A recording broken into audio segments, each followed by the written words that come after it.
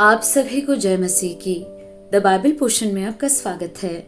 हमारा आज का वचन है रूत की पुस्तक 3 अध्याय। उसकी सास नाओमी ने उससे कहा, हे मेरी बेटी, क्या मैं तेरे लिए ठाव न ढूंढूं कि तेरा भला हो। अब जिसकी दासियों के पास तू थी, क्या वह बोअज हमारा कुटुंबी नहीं है? वह तो आज रात को खलिहान में जौ फटकेगा। तू स्नान कर तेल लगा और अच्छे वस्त्र पहनकर खलिहान को जा, परंतु जब तक वह पुरुष खा पी न चुके तब तक अपने को उस पर प्रकट न करना।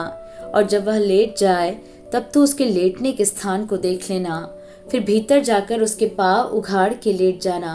तब वही तुझे बताएगा कि तुझे क्या करना चाहिए। उसने उससे कहा, जो कुछ तू कहती है वह सब मैं करूंगी।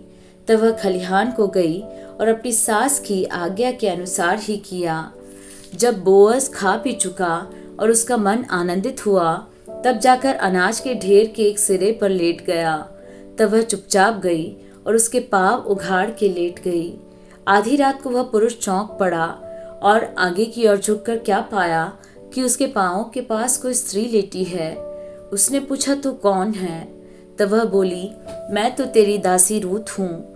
तू अपनी दासी को अपनी चादर उड़ा दे, क्योंकि तू हमारी भूमि छुड़ाने वाला कुटुंबी है। उसने कहा, हे बेटी, यहोवा की ओर से तुझ पर आशीष हो, क्योंकि तूने अपनी पिछली प्रीति पहली से अधिक दिखाई। क्योंकि तू क्या धनी क्या कंगाल किसी जवान के पीछे नहीं लगी। इसलिए अब हे मेरी बेटी, मत डर। जो कुछ तू कहेगी मैं तुझसे करूँगा, क्योंकि मेरे नगर के सब लोग जानते हैं कि तू भली स्त्री है। और सच तो है कि मैं छुड़ाने वाला कुटुंबी हूँ। तो भी एक और है जिसे मुझसे पहले ही छुड़ाने का अधिकार है। अतः रात भर ठहरी रह, और सवेरे यदि वह तेरे लिए छुड़ाने वाले का काम करना चाहे तो अच्छा, वही ऐसा करे। परंतु यदि वह तेरे लिए छुड़ाने वाले का काम करना ना चाहे तो यहोवा के जीवन की शपथ, मैं ही वह काम करूँगा। भोर तक लेटी रह। तब वह उसके पाँवों के पास भोर तक लेटी रही, और इससे पहले कि कोई दूसरे को पहचान सके वह उठी।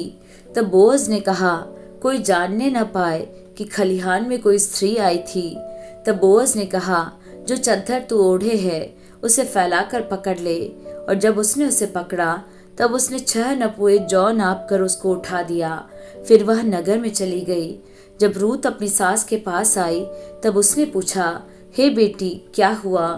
तब जो कुछ उस पुरुष ने उससे किया था वह सब उसने उसे कह सुनाया। फिर उसने कहा, यह 6 नपुए जौ उसने यह कहकर मुझे दिया कि अपनी सास के पास छूछे हाथ मत जा।